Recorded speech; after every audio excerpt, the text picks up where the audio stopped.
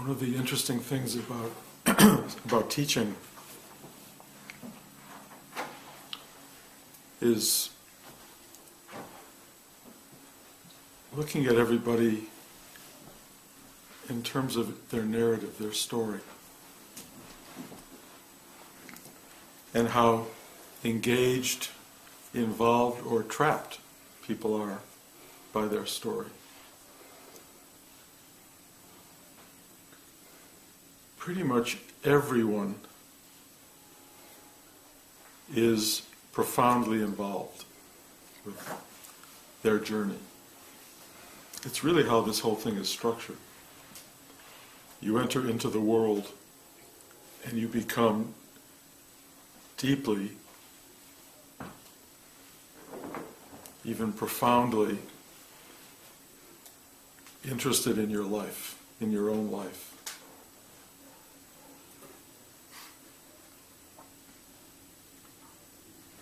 It's how the world works. Without that, if people were disinterested, totally disinterested, there wouldn't be a world. Nothing would happen. So something is implanted within us that has to do with wants and desires and ambitions and fears and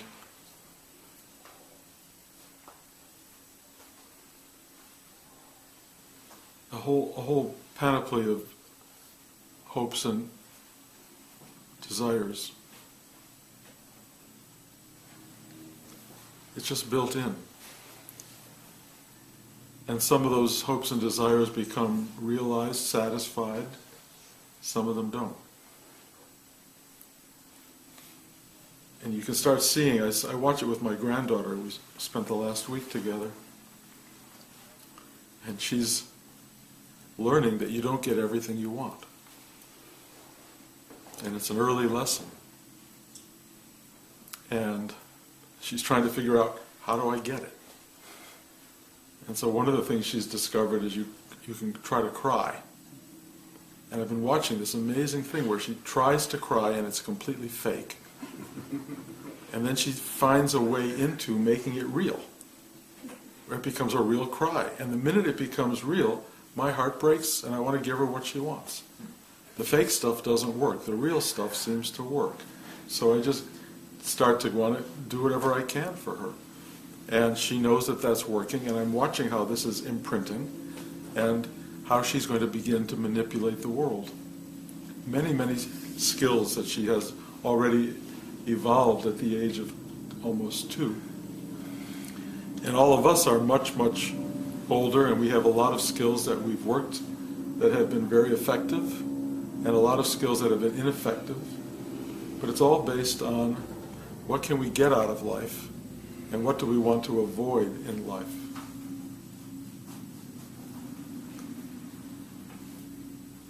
And so I sit with each of you, and I see you at a particular moment in time where those polarities are at work. You're trying to still want to get something out of life, and there's still things you don't want in life. The don't want in life is pretty simple. You don't want usually pain, suffering, and mostly to leave this place. You don't want that. And what you do want is pleasure, comfort, the ability to enjoy this life. Maybe you want recognition, money. There's a whole list of opportunities that you have. But here's what happens. The things you don't want are exactly what you're going to get. In other words, suffering, pain, and ultimately having to leave here. The things you do want, you may get, but you can't hold on to. You can't. You can have them for a little bit of time. You might even have it for a long time. But ultimately, all of that's going to be gone. So there's this incredible kind of inner struggle that goes on for every single person. Every single person in the world. And as you get older, and the stuff that you don't want starts to become more and more prevalent, you really have to begin to go, what is this? What do I do? Everything that I thought I wanted and I didn't get is a level of disappointment, and for some people, living in that disappointment becomes their entire life. I didn't get, I didn't get, I didn't get. And there are people even who are striving at the very end. I used to get emails from a guy who used to come to class who always wanted to be an actor and never ever got the big breaks. And every so often he would get a one-line role on a television show and he would send emails to everyone he knew. This is his, like, he's on the verge. He was in his 70s. He was on the verge of the big career. Well, you know that's not going to happen. But he didn't. He kept living for that, for the big break. You can hold on to illusions your whole life. People do hold on to illusions their entire life. Up to the very last second. There are people who believe to the very last second that they're never going to die. How do you explain it? So, again, I sit here with each of you somewhere on that spectrum. Somewhere between I didn't get what I want, or I did get what I want, or I still want what I want, and I want to get away from the stuff I don't want, and you're somewhere in that dialogue, and you're sitting here wanting something. You're sitting in this class wanting something. And what is it that you come here to get? What is it you think you're going to actually walk away from in this class? Some of you have been coming for years. I mean, I could ask you, if I won't do it, it's embarrassing probably, but have you ever gotten it? Have you ever gotten what you came here to get? Or do you still think if you work harder and you do it a little bit better, or somewhere, you know, in the next 3 or 4 years, you'll actually get there? You'll arrive at finally getting this thing. And what do you think that thing is that you will get? I mean, you can kind of give it names. They call it enlightenment, they call it awakening, they call it peace, bliss, eternal joy, whatever it is you think you're going to get at some point. Why haven't you gotten it? And why do you keep coming here? Really? What's the purpose of the effort to come to this place to get this thing you haven't gotten? Now, many of you actually experience when you come here that you are getting something. And the truth is a little bit more mysterious than that. Because you are actually, you are having the experience of getting something, but what really is going on is you're having the true experience of letting go of wanting at all. That's really what's happening.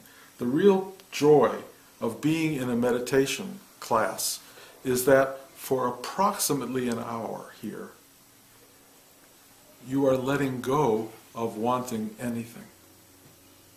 You're letting go of the hope that you will take something away from here. You don't know you're doing that, but you're sitting here and you're surrendering. You're trying, and trying is a terrible word actually, but you are in the best of modes letting go. And you are being quiet. You are being silent. And in that silence, which you may attain for 10 seconds, 20 minutes, an hour, in the silence of the class, you are actually not being involved in what you want and what you fear. That's the best thing that's going on here. Because for 1 hour out of your life, out of your week, let's put it that way, 1 hour out of your week, you are experiencing not grasping and not feeling aversion to anything. And what does that feel like? Well, one of the wonderful things of doing that in the presence of a teacher, especially a teacher who's been working at letting go of stuff their whole life. So, you know, when I had Rudy, you know, and I would sit in Rudy's presence, there was such a dynamic of stillness. There was such a dynamic of his presence that you would sit there and let go of your own drama, and you would feel this additional fullness come into you. So there would really be a kind of feeling of something being offered, or transferred to you. You actually get that experience watching television, going to the theater, listening to music, where you get very quiet and somebody else's creative juice washes through you. It's really beautiful when it happens. Somebody else's effort. You get to taste it, you get to sit in the presence of it, and it teaches you, it offers you something. It isn't always pure, simple being, it's just whatever the creative effort represents. You know, you go to a great play, and you come out of that play in some ways transformed. It's a process that goes through the mind, through the ego, it goes through your heart, it goes into your gut, it might even arouse you sexually. You get this incredibly full-bodied sense of having witnessed life. And it's really wonderful. And you go there, and the greatest thing that ever happens in a theater, for me, is the lights go out. And the curtain comes up, and you have just entered someone else's world. And in the end, the lights go down, and there's a kind of gratitude expressed. I don't know why we make noise and do that, but we do, and we say thank you for taking me on that journey. When you sit with a teacher in a sense is adding to your stillness. And it's fine, it's a good thing, it's wonderful, we love it in life when that is given to us. But we don't leave this world with a teacher. We don't leave this world watching a play. We don't end our lives, come to the end of our lives with all of these people flooding into our system. What we end our lives with is ourself. Our still pointed self. And what one really needs to learn to do is be in the stillness that you experience when you sit in this room. To find your way there on your own. And what happens, I find, for many people, is they think if they come here, they will get it. If you come here, you'll get this thing. And what I'm saying is, no, you're not getting anything. You're having an opportunity to let go of getting. To let go of wanting to get. And you can do that anywhere. You can do it anywhere. You don't have to come here to let go of wanting to get. You can sit home, you can sit anywhere, and just be still. And you feel the freedom of not wanting. Of just being. Just being. It's a totally relaxing, peaceful, beautiful state.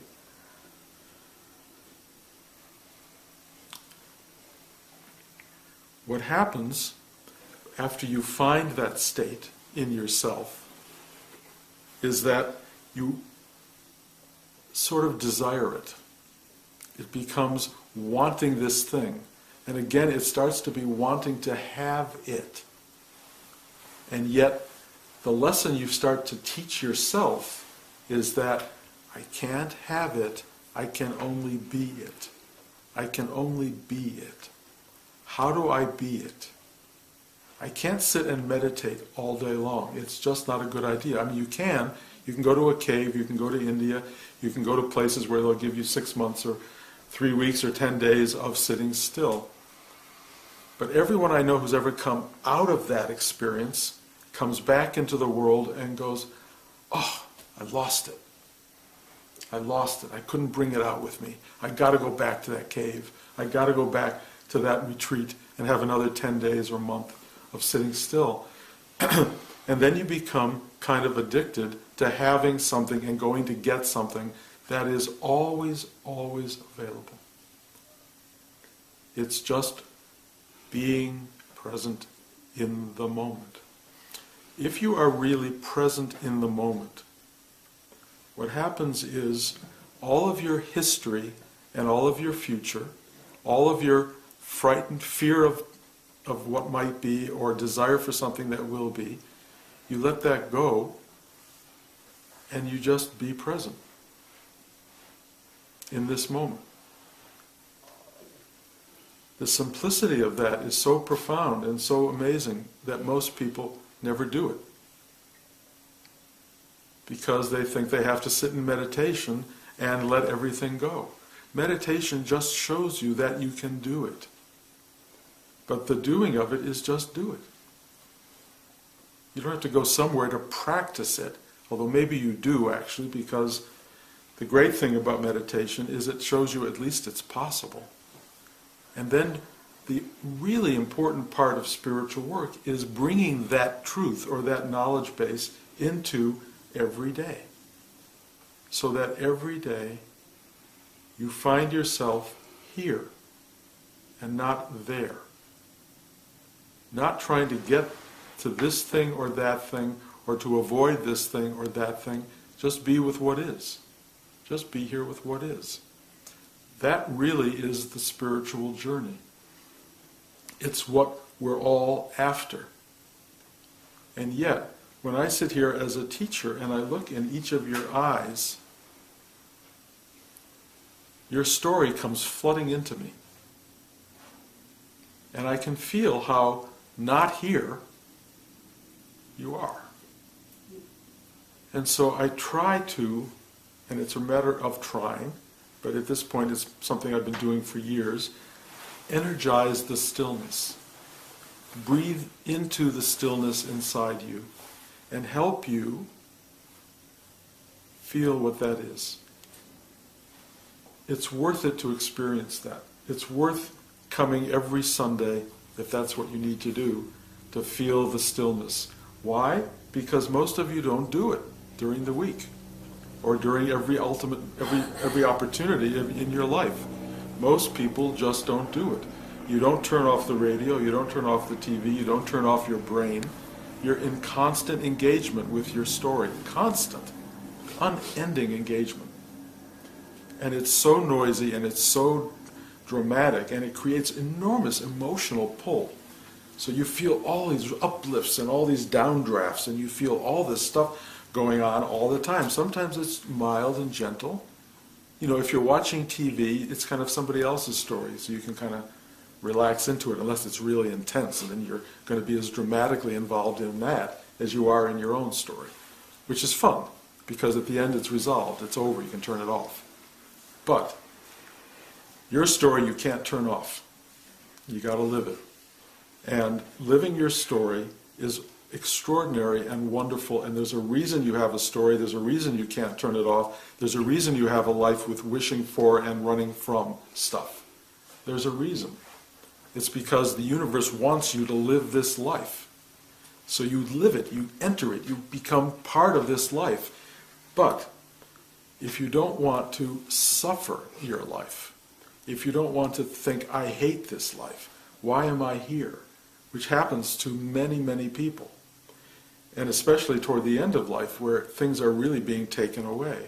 If you don't want that experience, or if you want to make peace with that experience, what you have to do is find how to become one with it. And becoming one with it turns it into something so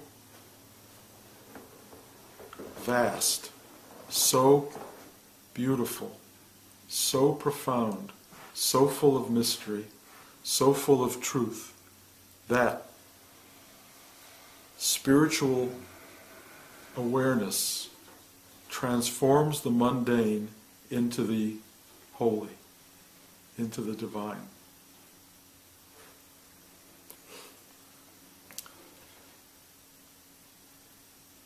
The whole goal of my sitting here, week after week after week, or somebody sitting here, is to remind you to do this. Because the minute you walk out of this room and you get in your car, you're going to forget it. The story will so overpower you, you will go, you're right back in the story. And if you don't remember to come here, you could actually go back into the story for your entire life with nothing, unless you reach for it, reminding you that it's just a story. It's an amazing story. Your very own life story is an amazing story. It is a participant in the larger truth of being, of the universe. But not to know that is to live for Black Friday and being the first person in line at Walmart. If that's what your life is about, and trust me, many people's lives are about that, the opportunity to recognize what this is very limited. You will go through life in a kind of dreamlike state of suffering. If you can keep this class on your radar, you will have an opportunity every week to kind of nudge yourself out of that kind of dullness, that kind of illusory experience, and to begin to find your way into the deeper truth, which is always, always, always present. That you don't do it is, in a certain sense, a choice. A sense of, well, I went to class on Sunday and that was enough. I got what I wanted. I had my moment. I had my 40 minutes or 40 seconds of absolute stillness, and it was so beautiful. And now I feel that'll last for me for another week. Maybe, but that's not what this is about. What this is about is getting this one simple idea. If you are not living in truth, if you are not living in awareness, if you are not living in a state of gratitude and divine joy, which is not always joyous, by the way, but if you are not living in that, you are not fulfilling what is the unbelievable opportunity of a lifetime. It means you are going through this asleep. You are going through it asleep. Trust me, waking up is much better than being asleep.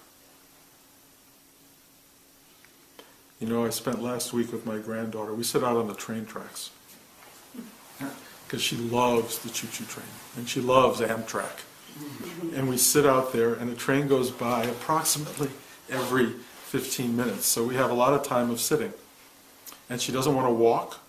She's actually afraid of the train because it's so big and so powerful. But she loves it. So she sits in my lap and I hold her like this. And we just sit. And we talk about the sounds we're hearing. We talk about the moon. We've done a whole big thing on rocket ships and gravity and escaping the Earth. We talk about twigs. I take twigs and I draw faces on them, and we talk to the twigs and they talk to us, and stones, and we have this unbelievably alive, joyous exchange that goes on for as long as we're out there, about an hour, hour and a half. I am so alive to that because she is so alive to that, and the two of us share a presence that is much more infinitely powerful than what normally happens in this class. Because she is present. She's so present. And it won't last forever because it doesn't. She will one day be one of everybody in the room here, and certainly like I was for all the years I sat and sat and sat. But for some reason, I had a hunger not to be in the dream state. I had a hunger to wake up. I had it for years, for decades. And I found the one teacher I found who was vibrantly powerful enough to bring me into a real state of dramatic involvement with this process. The awakening experience only comes, if it comes, because you are so committed, because you want it so badly. It doesn't come to most people standing at Kmart. It doesn't. Can, but it usually doesn't. It happens to people who announce to themselves and announce to the universe, I want this. I want this. And are serious about it. And who don't walk out of the meditation class and turn on the radio and start worrying about what they're going to buy for Christmas. You can do all that, but you want to do it with an awareness with a willingness to be present to that demand, to that moment, to that reality, the one you're in. Not to the one that's about to come, not to the one that happened yesterday. This one. This one. The only reality you will ever know in truth is the one you're in. Now.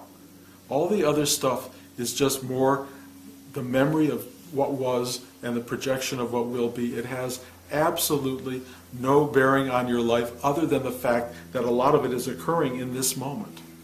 If you can awaken to the fact that I am remembering or regretting or looking back at what was, or I am consciously looking to the future, then that's great. That's all part of the present. But if you are lost in that and not here, you're missing everything. What it feels like, just so you know, to be present is to be sitting along the railroad track with a little baby in your arm, holding them and feeling a level of love and awareness of every sound, of every image, of every rock, of every twig, and feeling, wow, wow. That's what it feels like all day long if you wanted to. I mean, truly sometimes it feels horrible. You know, sometimes life feels horrible. But that's okay if you realize feeling horrible is feeling alive. Feeling horrible is being here. Losing everything, which is going to happen, is part of this moment. It happens. It's so extraordinary. To hit my age or Beau's age, you know, we're all getting old here. We're not in the middle of this journey where drama is really ongoing. You're at this point of having to let go of everything, or it's slowly being taken away. It's very different. Everyone will go through that. We'll all go through that. Rosalind knows what I'm talking about. We all know what this is. This is the truth of letting go, not the projection of letting go, because it's all going to fall away. Spiritual life makes it a beautiful process. It's a beautiful process. It's beautiful because it's happening, and because it is freeing you into what? Into what? I can only tell you this from my perspective and as a belief and as part of my experience. What it frees you into is something like an eternity of sitting on the railroad track and hugging someone that you love more than life itself. That's what it feels like. Or hugging anyone that you love. Or hugging yourself. Hugging yourself. Something very few people get. Hugging yourself is when yourself comes to comfort you. Your own self comforts you. A great exercise that you can try, this is helpful, when you're suffering, is let yourself talk to you. What would yourself say to you when you're suffering? What would yourself tell you? What would it want to tell you? Try it. Because yourself cares about you more than you can possibly imagine. That's what we ultimately free ourselves into a loving, caring self. The self of all selves, which loves us beyond understanding. That's the journey. That's what you can feel even now in this moment, because it's the ongoing truth. And if you don't feel it, it's just because you are so absorbed in the drama that you haven't been willing to stop and feel this. So let me encourage you to make your spiritual life vibrant and vital and important and central. It's worth it. It's worth it to wake up while you're alive and recognize what life is, rather than wake up at the last moments as you're leaving the world and realizing what it was. You don't have to do that. You can recognize it in this moment and live in the wonder and the mystery of it. You can do that. It's real. It's possible. It's doable. People do it all the time. So do it. Do it. Fight for it. Hunger for it. Battle for it. Bang your head against the wall for it. Whatever you have to do, do it. any questions.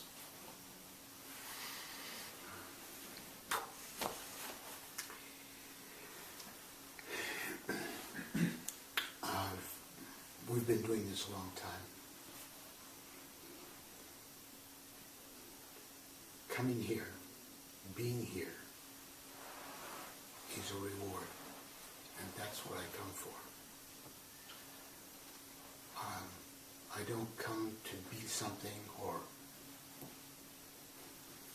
realize or accomplish something. I've been doing it perhaps long enough to not come for that. But I so do love you and enjoy being in your presence. All I ask is walk out the door and don't let that go. Because it's not my presence. It's your presence. It's the presence itself. It has nothing to do with Bruce at all. Truly, Bruce would limit it into nothing. Its presence is a fullness way beyond us. And the presence that you feel loving me is your presence that loves life itself. Just be that. That's all it is. Coming here is a wonderful thing, and I know it's a reward on some level. When I go to sit with other teachers, it's like there's something so remarkable that comes from doing that. But it shouldn't be waiting for that to happen to give you the moment-to-moment joy of your own life. That's all. Or to mistake coming to a class as the core of your spiritual work. Because ultimately, the core of your spiritual work is what I was going to say right now, but it will be right now when you've gone from here. It will always be right now. So that's really what it takes. And you know what I'm talking about. It's, the love, the end of Ghost, the love inside, you take it with you. That's really what it is. Oh, thank you. Anyone else? Okay. Thank you.